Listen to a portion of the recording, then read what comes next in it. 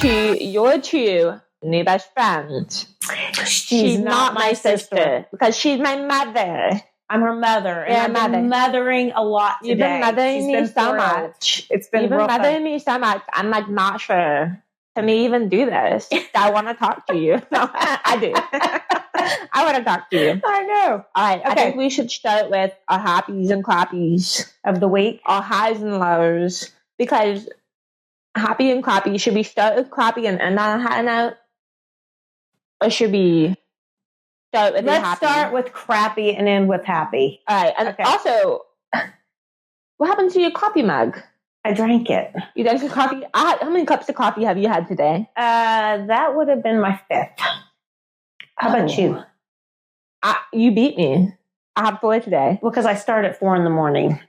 That's true. You're up a little earlier I am. I went to bed last night at 8:30 and I got up at 4. I slept in for the first time probably in 5 years. Good for you. I slept till 10.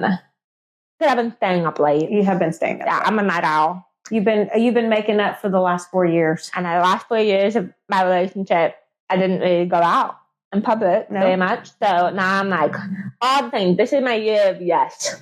I'm saying yes to everything. And you may have noticed. I have. You've been going a whole lot. I've been going like a house. So tell me, what's your happy this week? Okay. No, we're going to start with crappy. Oh, what's your crappy this week? Okay, so my crappy is literally crappy. Oh, great. We're going to have bathroom talk? A little bit of bathroom talk. So, well, it's just colitis. Oh. I had really bad colitis all week. Which is the disease that you gave me. You're welcome. So you gave me this horrible genetic inflammation of the gut. Well, not really the gut, but yes. Yeah. Oh, don't go into specifics. But yes, colitis. And then I've been doing great without migraines. I started having migraines. I forgot about that. Yeah. So this week, I just felt not as productive because I was dealing with a gut issue and a head issue. When your gut issue, you're trying to survive. With the head issue, you can't think. That's what I would say. That was my clappy. Okay. Now my happy. Oh, it was so good. It was so good. Okay. Are you ready? I'm ready. Do you think you know what it is? I think it may have to do with kindergartners. Was it kindergartners? It was kindergartners. Okay. So I went to kindergarten class, and it may be a miracle that I don't end up with the flu, to be honest, because it was a sea of snot. Do you know the sign language for kids? I don't. For snot? Oh, I know the sign language for kids, but what's snot? Kids. I guess because it's snotty. Because they're snotty. They're always snotty. So they embodied that pretty well. And I just saw the sea of snot pouring down their faces, hacking, coughing, but they were cute. Yep, cute help. Cute made up for the snot. Okay. That they recognized Hank immediately. From PBS. And then, oh my gosh, we see him on PBS Kids. We love Hank the Hangdog. I love that. And that's my life goal, is that Hank becomes famous. I think he's there. I saw Hank on the actual PBS website. I know. I can't believe that. I still need to look at that. That y'all's show, Cool to Be Kind, is now on the national PBS.org. Lost my mind. I lost my mind too. Yep. I was too busy, probably with colitis, to leave my mind. But yes, I want to go find that PBS.org and check it out. But the kindergartners were super cute. They were very huggy. I heard there were some deaf and hard of hearing in there. They weren't in that classroom, but I heard that school does have students. Okay. So they wanted the Silent to come and partner with them, and because they had kids, they were like, we don't know what we're doing.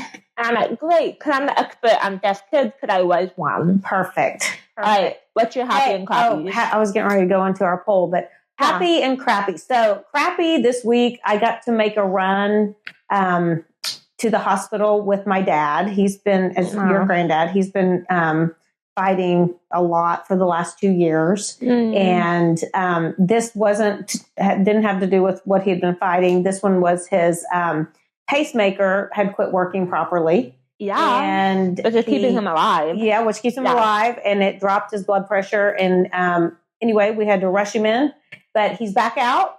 Yeah. Yes. He's like the Energizer Bunny. He just keeps going. Yes. And that was probably the crappy part of the week. The happy part was I'm in a Vistage, like a CEO group. Mm-hmm.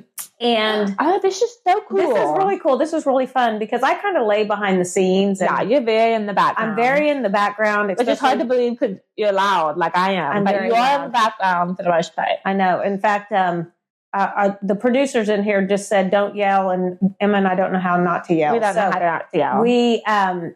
Anyway, I am in this group called Vistage, and it's a CEO group, and there's 48,000 members worldwide. So it's pretty cool. It's really life-changing. I really love the organization. It's like group therapy for CEOs. It is like business therapy, and I didn't think I was going to like it, but I really love it. I thought, she's in a club. She's not a club girl. I'm not a club person at all, but anyway, I have joined under Aid the Silent. So I'm not under I joined because it's kind of expensive and the nonprofit was cheaper. So I joined under Aid the Silent. But no one needs to know that part. So anyway, I won the Impact Award for Aid the Silent. Wow. And so I got to do a 45-minute interview right before this podcast. And I got to talk about my favorite subject, which is Aid the Silent and deaf kiddos. Babies. And it was really cool because I'm usually in the background. And so it was really neat. I used a lot of the stuff that you say in a lot of your... so you copied me. Oh, I copied you so much. So thank you for writing my speech. You're the only person that I would not be offended if you took my one. Oh, I took tons of your stuff. So it was basically what was something that you said that I said? I used the Helen Keller about, Helen Keller had the perspective of losing both her sight and her vision. Yeah. And that somebody asked her which is worse, and she said that her sight kept her from material things, but deafness kept her from human contact and relation. And so I was able to use that, which is such a true statement when having to do with deaf, which I think is a perfect segue into going into our day's conversation. What we're talking about. So we did a poll online, which was really cool.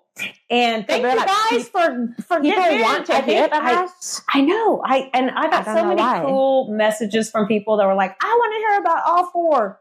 So I posted on mine. I don't even think you did the poll. I didn't share the poll. Yeah. No. So on my poll, it was like, what do you want to hear this time? Because Emma and I can talk just about everything. So we had Emma and Hank getting the PBS show, how that happened. Which is a really great story. But we'll go into that another time. It is. Kathy being raised in a zoo, which honestly is the truth. I was raised in a zoo from 10 years old. And dealing with hearing loss as a family. And the fourth one was Kathy's extreme health journey. So, what's lost? Which what? Extreme health journey is the last. It lost. No, it was bizarre. No.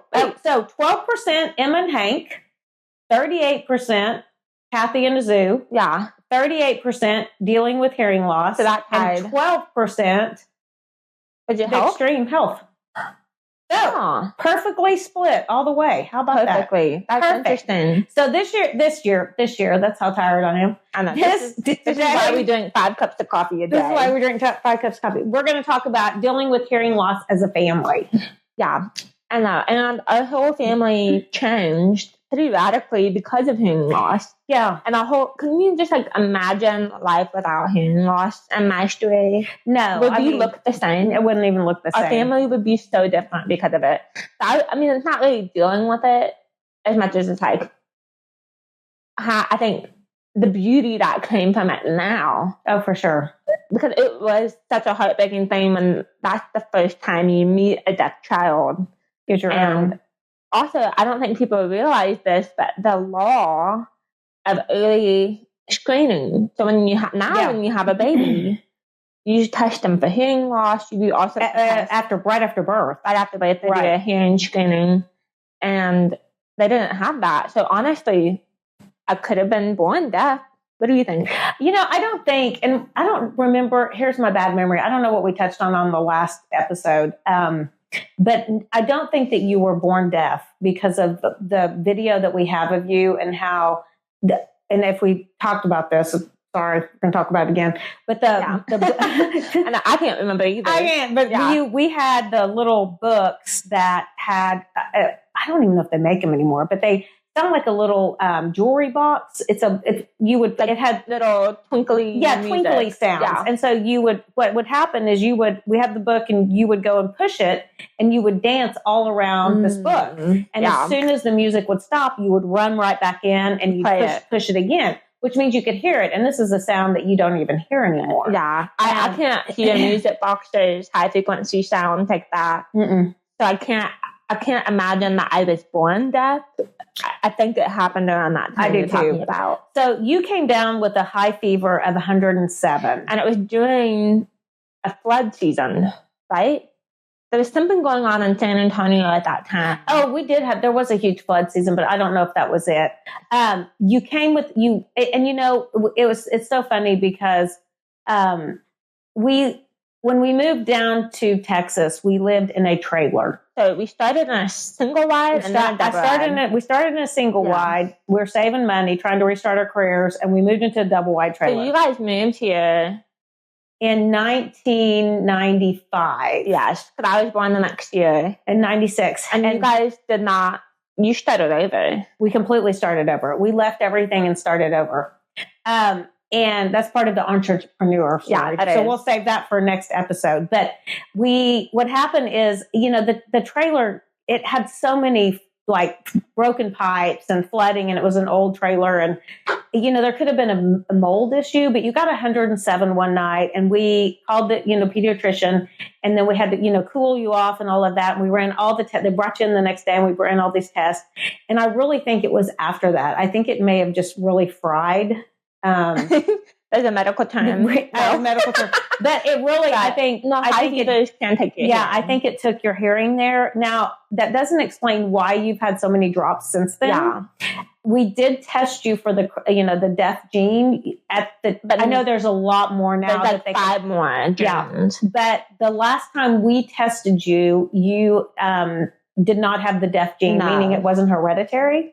So I don't think it's hereditary. Right. Because it's always connected to fever, being sick. Yeah. So that to me tells me it's not hereditary. Exactly. Yeah. So we found out you were deaf, and then we put you in hearing aids. And I think last time we explained the whole audiology experience and how terrible that was. I think people are always confused of why we didn't teach you to sign. And at that time, there was an internet, but nobody even brand new. Yeah, it was brand new. I wasn't even on it. I think we had email on DSL, maybe dial up. Dial up. Yeah, that dial up. Yes. But when I found out you were deaf, I ended up going to Barnes and Noble and trying to buy every book I could to figure out what to do. Mm-hmm. Yeah.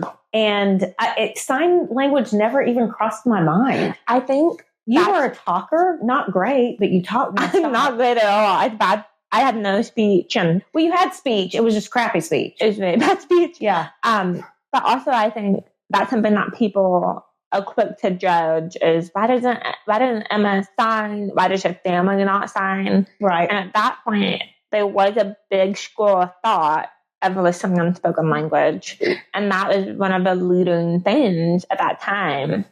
Well, I would love to say that from my standpoint. I would love to say, oh, yes, this was the spoken language. It didn't cross my mind, in all honesty. It didn't cross my mind. Yeah. You were talking a lot. It needed help. And it just was not an option. So when we got your first set of hearing aids, it was probably 6, maybe 3 months later. Mm-hmm. You had a significant drop where we had to replace your hearing aids. And that was very traumatic. I had an 8-month-old baby, and I took you in. And you guys were building businesses, living out of a trailer. We were living in a trailer. The financially getting new hearing aids. Yeah. Oh, I financed every hearing aid. You had to finance every single pair. Absolutely. Yes. Especially being self-employed, there is no such thing as having insurance. And insurance doesn't even cover it. No, it didn't. It was terrible. I always want to encourage doctors to not speak. Doctors a lot of times we need them, and I love them, and we have some incredible friends that are doctors. But in this particular instance, I feel like a lot of times doctors take your faith, and when you had your big drop, I had a really bad experience with a specific otologist in town. And what happened is they took you back. You were little. You were at this point probably 4. You went back to do your hearing aids. And we were going to go see a movie that day. And I had brought Bo, who was an 8-month-old baby. And they had you back there for probably 2 hours. And all of this is giving you red flag. I was freaking out. I would take a child by themselves. Well, because I had a baby and I was out in the waiting room and we were just going to check your hearing aid. So it wasn't like you were going to be back there long. You were just going to, and they kept you and they kept you and they kept you. And I'm like, where's my child? Where's my child? So finally I found, they brought me back there and Bo was fussing because we'd been there a couple of hours because we'd not planned on staying. Mm-hmm. And they said, hey, your daughter, they brought the doctor in. The nurse first was terrible. She said, maybe next time you'll get a babysitter. And I mean, I was just like, really? This is how this is going down. Yeah. And so we met with the doctor. Those are fighting words. Next time, get a babysitter. Do you want to have a throwdown right now? Yeah, it was such a bad experience. We don't use that otologist anymore. Yeah. I left after this, but the otologist at that point, I describe it as telling somebody how to make a sandwich. So it was basically like, your daughter's going deaf. At this point, I think I went from hard of hearing. No, you went from moderate, severe to profound. Yeah. And so then they said, your daughter's going deaf. You need to prepare for this. You need to contact Texas School for the Deaf. And that's the angle that you need to be looking at. Because this is what. At that point, it was more that school was like dormitory style. It was. That was basically send your little child off to the state school for the deaf an hour and a half away. Yes, that's what it was. It wasn't even an option. So none of the signing even came into my mind at that point. Now that you had no sign language, and I know I know enough to communicate. It's so funny because we had to stop using the signs for Dad and Bo because they would know when we were talking smack. Exactly. If they would behave, we wouldn't talk smack. But we had to change the signs when we talk about them. Yeah. Are you talking about us? No. No, sir. We're not talking about you. So we made up our own signs for it. We definitely were talking about that. But I'm decent. I'm not great, but I'm okay. But I don't even know where we were. Where were we? Talking about sign language. Oh, so it didn't cross my mind at that point. So what'd we do? What'd we do to you? You can tell this part. Yes. Immediately speech. And at that point, it's private speech. At that point, you couldn't have dual registration. I know. Now you can't. Now they changed the law back and forth a bunch while we were doing this. But when there was a short period of time that you couldn't have dual registration, which means that right now the state will pay even pre-K, when you're younger, they'll pay for it. But then they weren't. No. So we were having to not only finance hearing aids, we were also having to pay out of pocket for speech therapy. Mm-hmm. And so speech, how that worked was, spending an hour or so with a speech therapist, you had a journal. If I couldn't say a word, and we would read every night. That's what's beautiful, is you would read with me every night, even being a working mom, and we would go through words that I didn't know, I couldn't say. And so you had a working journal of all these words. For years. Mm-hmm. Yeah. I probably need that again. Because now I don't know how to say that word. Like Turkey, I finally learned to say. Oh, yeah, you kept telling me you were going to Albuquerque. Albuquerque. What the heck is Albuquerque? Which is Albuquerque. Now I can't say it. Albuquerque. That's an adult. That's me and an adult saying Albuquerque. And so you have a journal of words. You take it to the speech therapist, and I would work with her. And I remember sitting in front of a mirror for hours, just mimicking what she was doing with the placement of her mouth and feeling the vibrations. And putting my hand on her throat in front of her mouth to feel the vibrations, because my hearing loss is mainly high-frequency sound. Mm-hmm. If you think of speech sounds, but all of my hearing loss is way out of the speech boat. Mm-hmm. So it's very difficult for me to hear speech sounds, to learn to speak.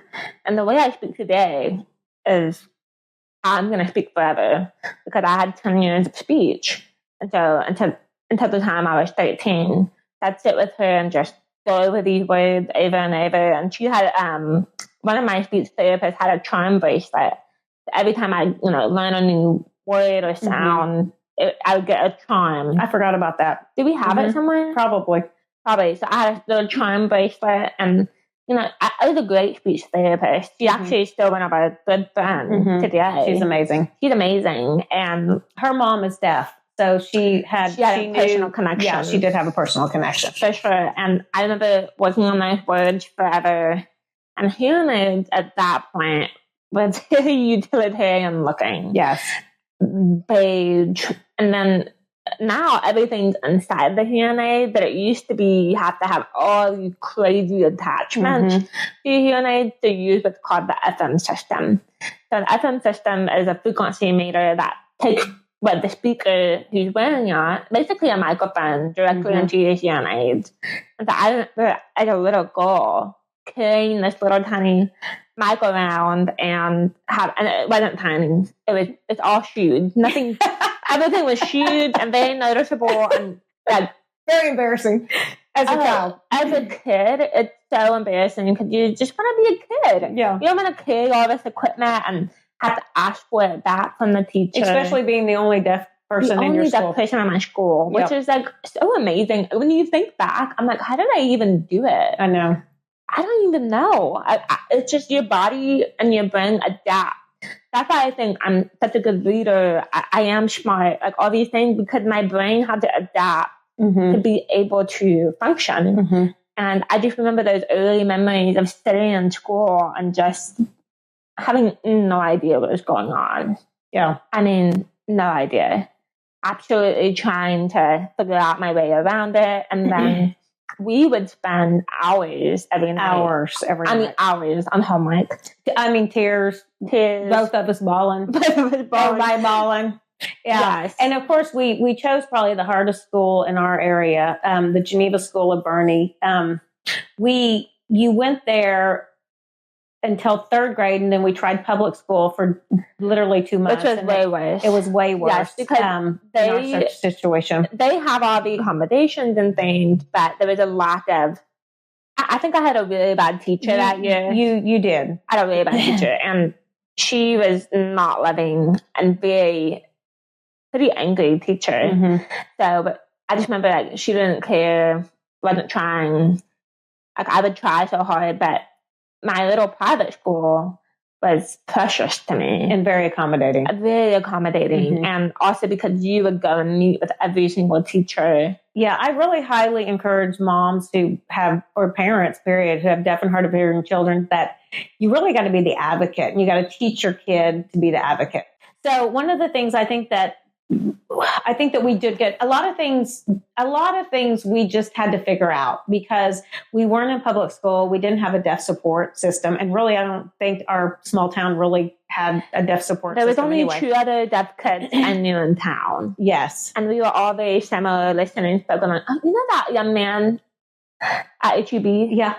He is now the manager. I know. I love it. Did you see that? I did see that. I about cried. Yeah. I remember him little. Yeah. And now he's a manager. And then the other one who was deaf here is going to be an audiologist. Yeah. So that's our friend Heather. So super cool. Super cool. But I think with our situation is that you've got to be an advocate. And so I would take you with me to the teachers. And I would wonder why. I'm in summertime. I don't want to go meet all my teachers. And you would bring me because you would say this. Yes. And, just the air conditioning turning on, the clicking on will make your hearing aids click.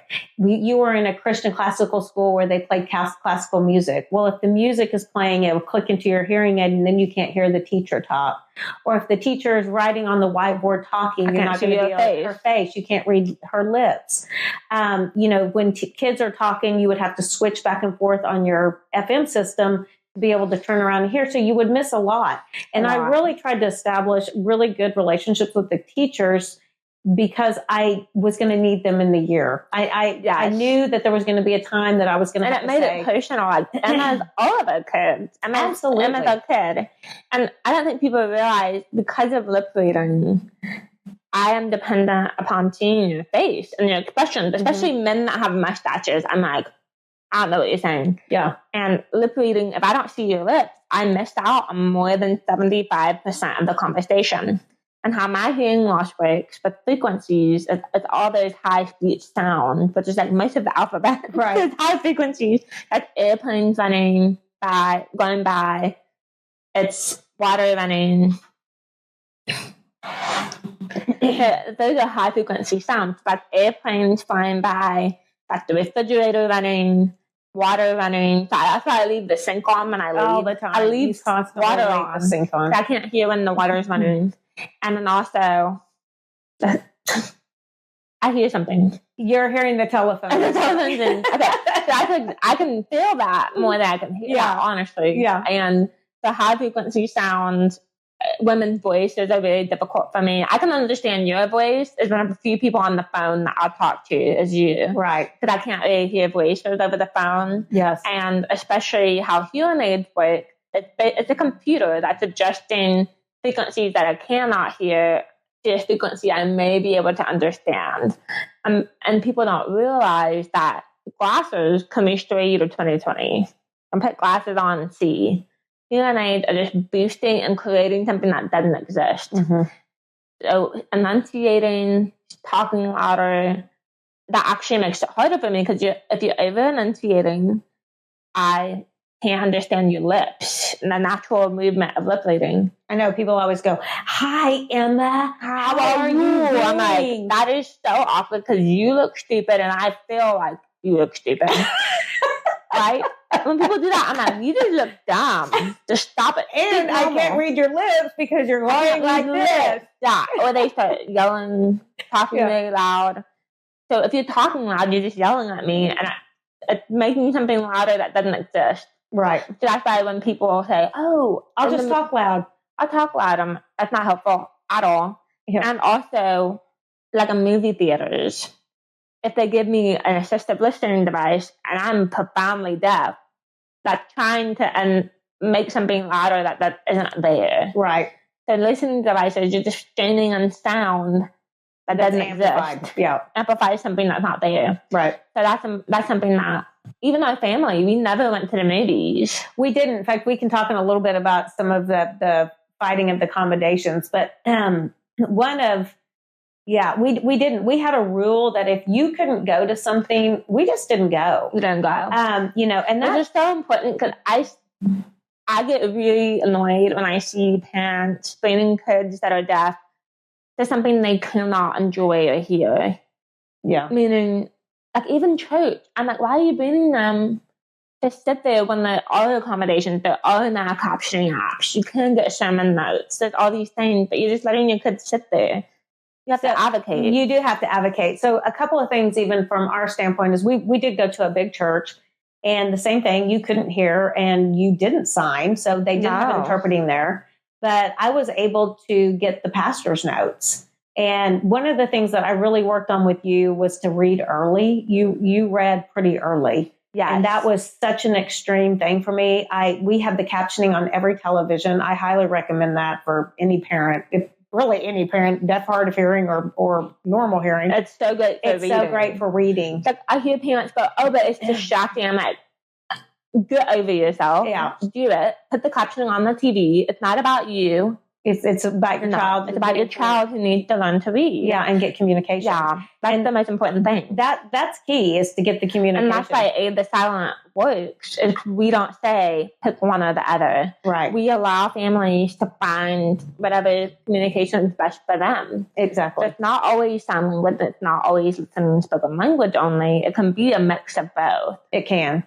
And just as far as, I feel like I fought our way across the United States, in all honesty. Yes. And maybe that's why I'm so feisty now and I don't put up with anything. I think you went from being an Enneagram 3. No, I think I went from a 7. Oh, because you were fun. I was fun. I was so fun and so spontaneous and just so free spirited. I think you were a 7 wing 8.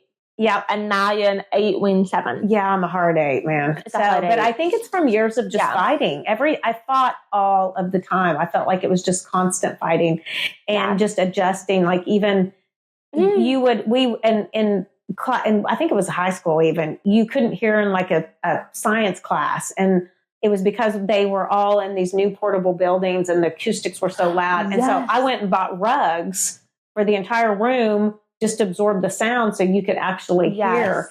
And I thought movie theaters, and I thought, anytime we would even want to go, you loved seeing plays and stuff. And it was a fight to get captioning and just a fight. Talk about daddy getting in a fist fight. Oh my gosh. So, Kurt's pretty laid back, but he saves it. He saves up. So we went to Disney. Disney now is actually really great on accommodating. It took some time.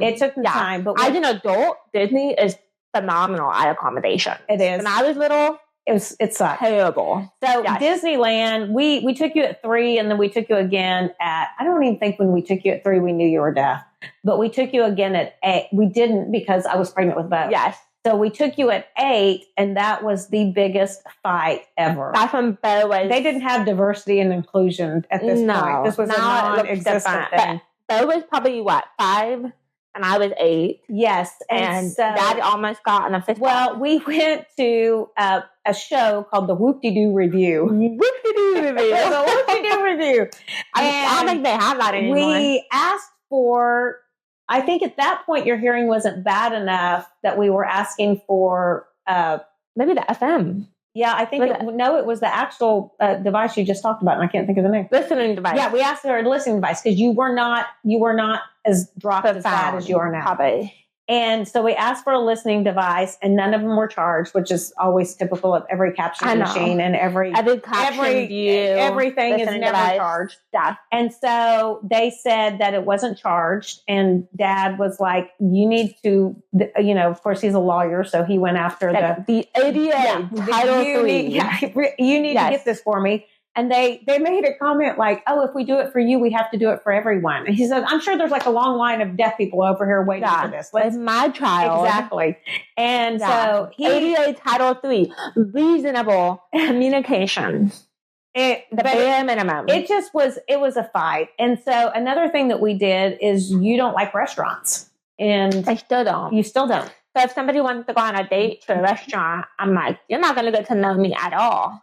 Because I cannot hear. But I love to go hiking, go outside, coffee's good, walk and hang. That's fun. But restaurants, I'm like, ooh. We have found that if we go outside to like an outside venue, that you are able to. San Antonio and Bunny is gorgeous all year for the most part. So that helps. So that's pretty much. So so one of the things that I think kind of shaped you, and it's so cool to see actually, is that I feel like we raised you in an environment where we were advocating for you nonstop. That's what you saw. You saw us fighting the system and advocating for you nonstop. And the cool thing about it is now you get to advocate for other kids. I know. And this is your best job. And it's my job every day. And I love it. Even yesterday we got a call about a child and the system and needing CPS. Emergency placement. And it's just beautiful to see years of what seems like failures and struggles. And it was. But had we not had that, hundreds of kids would not have had an advocate. Yeah. So that's really cool if you think about it, is we saw this is so heartbreaking, this is so frustrating, but it's almost like we had to go through that because God saw thousands of kids who needed us. He saw the bigger picture. Silent. Yeah. He saw the bigger picture, and I just love knowing that. I remember specific things about education and entertainment and just the world around me, and I'm able to do the exact same thing like you all did for me. Yeah. Which is really beautiful, that full circle moment. And especially because you meet with a lot with the parents. That's the cool part. That doesn't happen as much as it used to when we first started, but I can't tell you how many mamas would email me in the middle of the night. And you were that mom. And I was that mom. I remember, obviously when you first found out you were deaf in 96, the internet was not a regular 96 or 96, 99. It wasn't readily used, but as you got older, it was. And I would put you to bed and I would spend hours on the computer just researching and researching and researching. And I think we talked about it last time that, I spend a lot of time praying for your healing and that healing was not meant for this side of heaven. Healing, a lot of times healing is not meant for this side of heaven. But I'm so thankful that we have this journey because Aid the Silent, who helps, last year helped 932 kids. Yes. We've helped 438 first quarter. First quarter. We're not even through first quarter and we are at 438. Unbelievable. Yeah. I cannot believe that because I looked at these numbers. I'm like, where is this coming from? But because of being in the school system, being so visible now that we bought that building, our numbers are changing and our ministry changed. Well, and we've become the go-to for anything deaf in San Antonio, which is just so amazing. Like even CPS calling with a deaf child, they needed an emergency placing. That we were the first people they thought of. Yes. And think of had your story been different and you had been healed or you didn't have deafness, none of this would have happened. And Deaf Young Life came out of it. So 2 large ministries who serve the deaf and hard of hearing. And I think what a lot of people don't know is that the deaf are the number 3 group of people in the world. Third largest unreached people group in the world with the gospel, because I think it's so many parts of it, but accommodations being one. Accommodations for church is not required under the ADA, the Americans with Disabilities Act. So they're about 33 years behind the secular world, which explains why deaf people go to the secular world for identity instead of Jesus. Right. And also, did you know the ASL Bible, which they started in the 80s, was not finished till 2020. Wow. So an entire people group in our own backyard, not overseas, not in Amazon, here in your backyard, just now got a complete Bible. Right. That's unheard of. That's amazing. Yeah. So that's what's happening. We're living in a time of technology with the Bible being accessible. Even now, you can get apps that help caption church. Yeah, tell that app, because I think people and also this will be captioned as well on YouTube, but tell that app for the parents listening that you use that's really life-changing. I tell people about it, and I still see them not downloading it for their kid. Yeah. And it's a few bucks. It's okay. And that app is through AI. Because AI captioning was not great. So this is the one non-evil thing about AI is that captioning now is improving. Right. And so you can have it on your phone. I had a really great meeting with an adorable donor I'm obsessed with. He had a big meeting that day, and he was really nervous about not being able to hear. I showed him the app, and he was just like, this is out there. What's the name of it? It's called Live Transcribe. Okay. It has a little white elephant. Live to transcribe? Live Transcribe. Okay. It has a little elephant in it, and that's for the Apple. And then we use live captioning, but that's not something that's readily available for a lot of It's not people. Always affordable. Yeah. I would say for large events, for churches, they should have a real live person. Yeah. Because that is... And news. News should have a live. That is something that I do not like AI. I think a lot of the news stations are trying to save money, so they're using AI. And it just sucks. And when you're telling news, you need to have accurate, and you need to that's why the law changed because of Katrina. All these deaf people had died because they had no idea what was going on. They don't know what's going on, and the news wasn't captioned. So that's why breaking news, life-altering news should be interpreted and captioned. The difference between ASL and English is significant. It is. People always say, "Oh, it's the same." ASL is concept for concept. It's not English. So it's 2 different languages. So when I do a lot of what's called like simcomming, I go back and forth. So tell what simcom is. So simcomming when you sign and speak, which really makes it's not true ASL. Right. ASL has a different grammatical structure. It's not in the English order. So people who have grown up using ASL and very limited access to English, or a teacher doesn't sit and explain the correlation to be bilingual, that's why a lot of deaf people have struggled to read. Right. Because they know the grammatical structure and not even the English words that go to the sign. Exactly. So we advocate a lot. They should have access to both English reading and ASL.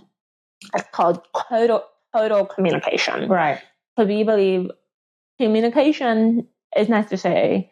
So you just need language at that point. Mm-hmm. Like one of my favorite kids that we've helped is a little girl that I just adore. She had no language till she was 5, sign language or speech. Right.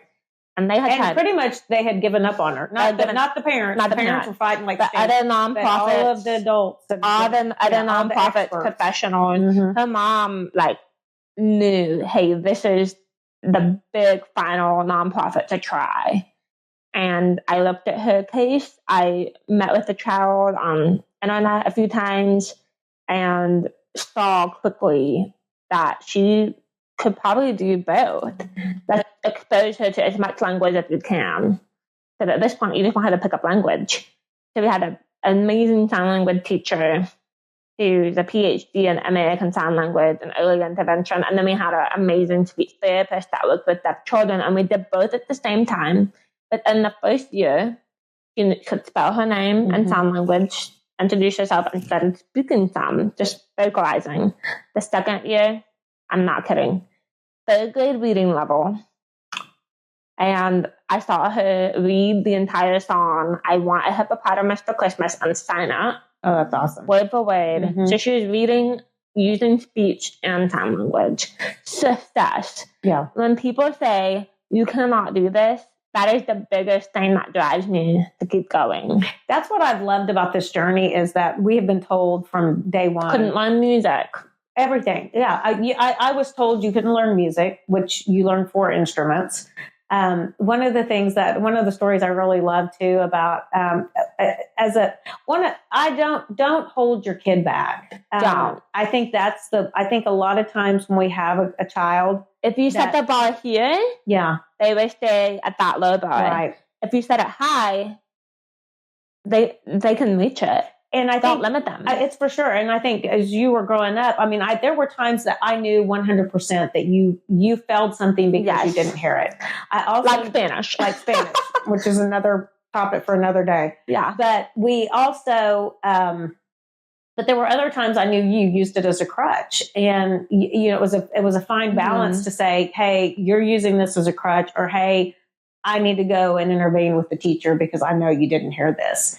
And so, but I also think too is failing's okay. I think we're in a society where we don't let kids fail anymore. Yeah. We don't let people fail. The participation trophy stuff, worst thing that happened. Worse. No, kids do not need a trophy for just showing up. That's the bare minimum. Exactly. And the thing of it is, you're going to fail. You learn so much more. You learn more about failing than money. Oh, so much more. But even your senior year, now this has been after you've proven that you've played 4 instruments, you're pretty much, other than math, you're a straight A student, you've proven that you're going to rise to the occasion. And I had the head of the department, who I love, she was phenomenal, call me. It was a rough class. It was a rough class. We did get a tutor, but they called me because you had signed up for music theory, which was the Belmont music theory program. Yeah, it was AP music. And she called and she said, hey, Kathy, Emma signed up for this, and I don't think she can do it. I mean, it's AP, it's Belmont. There's a lot of listening. It's a lot. And I said, well, let's just try it. I mean, if she can't do it, then we'll deal with it when she can't do it. But if she can do it, let's see if she can do it. Yeah, and you did it. I mean, did we have to work a little harder and get it? I spent hours. But because part of it was like learning the muscle memory, learning the feeling of it. And that taught me so much about feeling the vibrations too. But just imagine all of these things led us to where we are now. I know, which is really cool. Yes. So what time? Have we been going at this a while? Yeah. I think it's time to wrap it up. Put a nice bow on it. Okay. I need my 5th cup of coffee. Is there, I want to try another thing too before, and we can come, I'm sure that this podcast is going to talk many times about hearing loss. And that's our whole life. That's not effective. It pretty much is our whole life. So I think that we'll be talking about that quite a bit. We didn't tell about your fight with one of the biggest movie the biggest movie company here. Yes. Yes. Do we want to tell that, or do you want to tell that next time? Let's tell it next time. Okay. Because that kind of goes into pageants, that goes into advocating, that goes into my work with the governor of Texas as well. Okay. Because that... Oh, Hank sneezed. When Hank sneezes, I'm like, that is the cutest thing I've seen. He's so cute. But that fight with that movie theater ended up leading into a lot of policy work that I got to do for the state of Texas, a lot of advocacy. So let's save that for another time. We'll save that for another one. So, I told you that people were dropping in my DMs. I know, which is so funny. Hey, not how they drop in your DMs. My DMs lately. Your DMs lately have been wild. Yours are wild. Mine are old people dropping in my DMs, old people meeting people like me, and they've been asking me questions, and I've been kind of like, okay, what do you want to know about us? And we'll answer it. Yes. So I've come up with an idea. This is vulnerable. It's called the Cup of Courage. Cup of Courage. So I put it in a coffee cup because you know how we both love coffee. And let's just do 2 today because I'm kind of talked out at this moment. Let's do 2 and let's see what people are wanting to know about us. Dropping in your DMs. Dropping in my DMs, but not in a good way. People have a lot of opinions about this in general. Oh, this is a hard one. This is a real vulnerable one. Let's save it. You want to save a vulnerable one or just go for it? Oh, let's just go for it because it's probably going to be something later on that we're going to have a guest on. A guest. So, Kathy, a lot of people associate you with raising a deaf daughter, but they don't realize you have a son with OCD. Which one was harder to navigate? Wow. Honestly, I talk a lot about deafness, and we deal a lot about deafness with just Aid the Silent and what we do, but OCD is by far harder. It's the mind. It's the mind. Yes. So and people don't realize. I think when I was finally met the Lord, saw clearly the Lord was using deafness when I was 14. I felt like y'all went from like hyper focused on me to okay, you're good now. Here's Bo. Yeah. And one of the things I think with deafness is there's perimeters. I can look at a test and I can see, okay, you are severe to profound.